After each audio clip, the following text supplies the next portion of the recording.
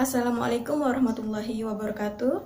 Saya Ratna Asmarita dari Program Studi Pendidikan Guru Sekolah Dasar kelas A9. Nah, materi pembahasan pada kesempatan kali ini yaitu dengan judul Pengembangan Model Pembelajaran Terpadu dengan subbahasan yang pertama, pentingnya pembelajaran terpadu, dan yang kedua, pengertian pembelajaran terpadu. Nah, langsung saja kita ke tema pembahasan yang pertama, yaitu pentingnya pembelajaran terpadu. Kalau kita berbicara mengenai pembelajaran, tentu ada kaitannya dengan intelektual anak, seperti yang telah dikemukakan oleh Jean Piaget, bahwa tahap perkembangan intelektual anak itu ada 4. Yang pertama, tahap sensori motor, yaitu dari anak lahir hingga usia 2 tahun. Nah, aktivitas anak ini selalu berkaitan dengan sensori motor, seperti menghisap, menendang, menggenggam. Nah, itu kan sering dilakukan anak-anak bayi tuh. Lalu tahap praoperasional dari anak usia 2 tahun hingga anak usia 6 sampai 7 tahun gitu. Nah, tahap praoperasional ini anak tuh aktivitas berpikirnya tuh menggunakan simbol-simbol gitu kan. Anak berbicara sudah mulai jelas. Nah, selanjutnya tahap operasional konkret. Nah, pada tahap ini usia anak 6 atau 7 tahun sampai dengan 11 12 tahun. Nah, anak di sini sudah bisa berpikir secara logis gitu ya, tapi masih terbatas, belum matang begitu cara berpikirnya. Anak juga sudah bisa mengklasifikasikan benda-benda sesuai dengan klasifikasinya gitu kan. Anak sudah bisa memahami cara pandang orang lain. Nah, selanjutnya ini adalah operasional formal, yaitu 11 12 hingga anak itu dewasa. Nah, di sini anak sudah bisa berpikir logis dan berpikir secara abstrak. Anak usia dini termasuk pada tahap praoperasional dan operasional konkret, seperti yang dikemukakan oleh pakar psikologis pendidikan anak, bahwa perkembangan anak usia dini itu bersifat holistik atau bersifat terpadu. Perkembangan aspek yang satu saling terkait dan mempengaruhi dengan aspek yang lainnya. Antara aspek mental tidak bisa dipisahkan dari aspek sosial dan emosional seorang anak. Nah, merujuk pada teori Jean Piaget bahwa dalam praktik pembelajarannya di SD atau di kelas rendah, hendaknya berorientasi pada pendekatan kebutuhan perkembangan anak atau pendekatan DAP. Adapun asas dari pendekatan DAP itu ada 4. Yang pertama, asas kedekatan. Nah, maksudnya pembelajaran itu hendaknya dimulai dari yang dekat dan mudah dijangkau oleh anak. Yang kedua, ada asas faktual. Pembelajaran yang awalnya dari anak berpikir konkret ya, menuju pemikiran yang abstrak. Nah, hal ini bisa dilatih dengan cara anak itu menuangkan ide-idenya di dalam suatu kreativitas lukisan atau bisa juga dalam cerita. Lalu yang ketiga, asas holistik dan integratif. Nah, pembelajaran hendaknya tidak memilah-milah topik pelajaran. Guru harus memikirkan segala sesuatu yang akan dipelajari anak sebagai suatu kesatuan yang utuh dan terpadu. Nah, misalnya pada tema lingkungan untuk mata pelajaran IPA, IPS, Pendidikan Agama Islam, dan juga Bahasa Indonesia. Nah, kalau untuk mata pelajaran IPA, yaitu dapat mengemukakan pendapat tentang lingkungan yang sehat itu seperti apa. Nah, kalau untuk mata pelajaran IPS itu dapat mengidentifikasi penampakan alam yang ada di desa. Nah, kalau untuk mata pelajaran agama Islam, yaitu membiasakan hidup hemat. Nah, itu kan berkaitan dengan akhlak. Nah, kalau untuk bahasa Indonesia yaitu menceritakan pengalaman pribadi dengan bahasa yang tepat. Nah, asas yang keempat yaitu asas kebermaknaan. Maksudnya, pembelajaran hendaknya penuh makna dengan menciptakan banyak proses manipulatif sambil bermain. Nah, misalnya dalam mata pelajaran IPA, materi gravitasi. Nah, guru bisa mengajak siswanya bermain gitu kan, dengan menggunakan batu dan kertas.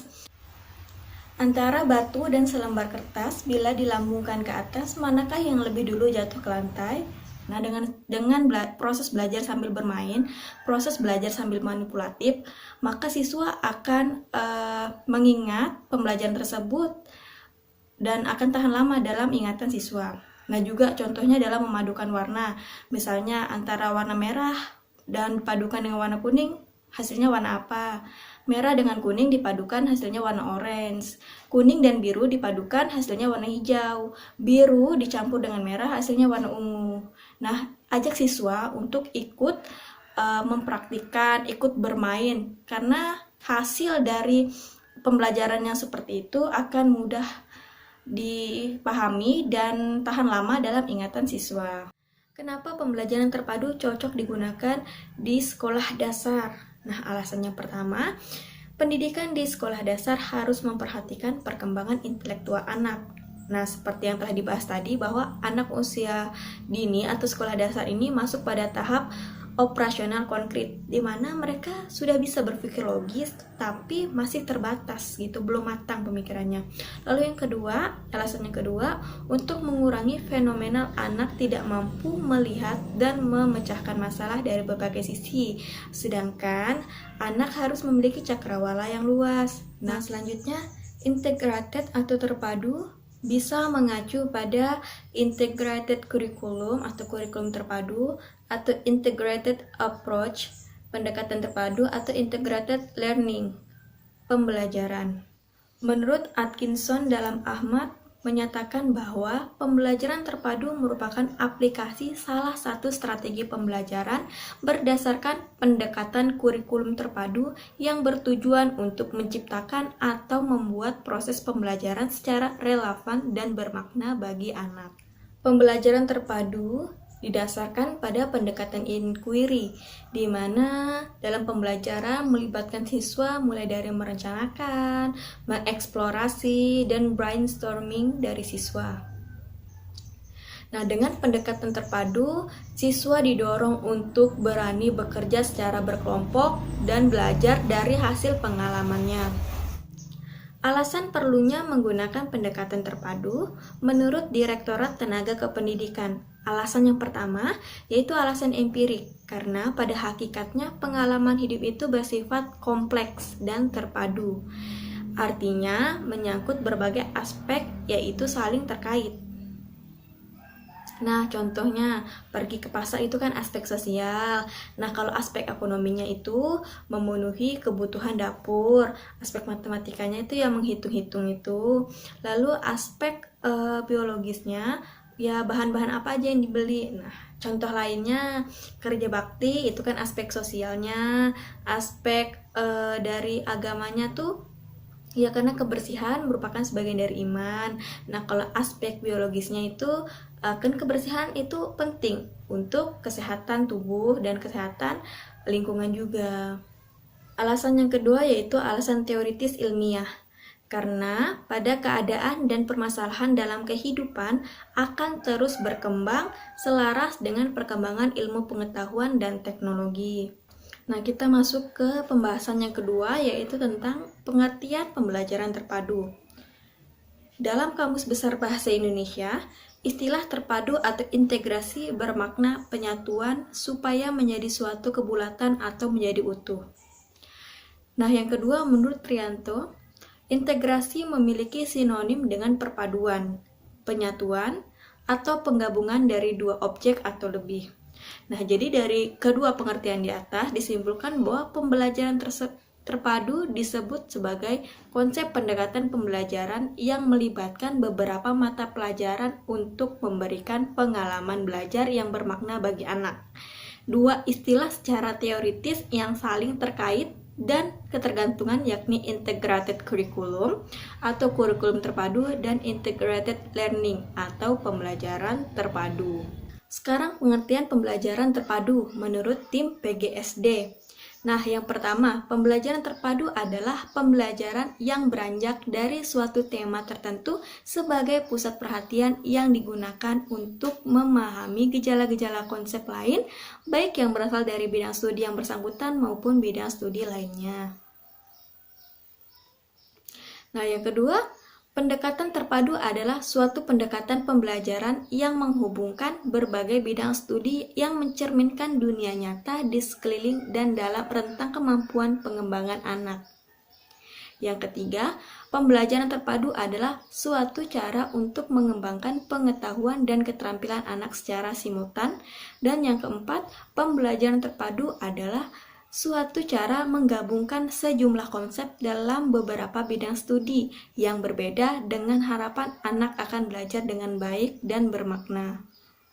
Nah, dari beberapa pengertian pembelajaran terpadu tadi dapat diambil kesimpulan bahwa pembelajaran terpadu merupakan pembelajaran yang memberikan kesempatan baik secara individu maupun kelompok untuk lebih aktif lagi dalam mencari, menggali, menemukan konsep secara holistik, secara bermakna, secara aktif, dan secara autentik.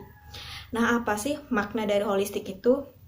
Nah, makna dari holistik adalah suatu gejala atau fenomena yang menjadi pusat perhatian dalam pembelajaran terpadu, diamati dan dikaji dari beberapa bidang kajian sekaligus tidak dari sudut pandang yang terkotak-kotak. Maksudnya, suatu permasalahan itu dikaji dari berbagai sudut pandang, tidak hanya dari sudut pandang itu sendiri, tapi dari banyak sudut pandang.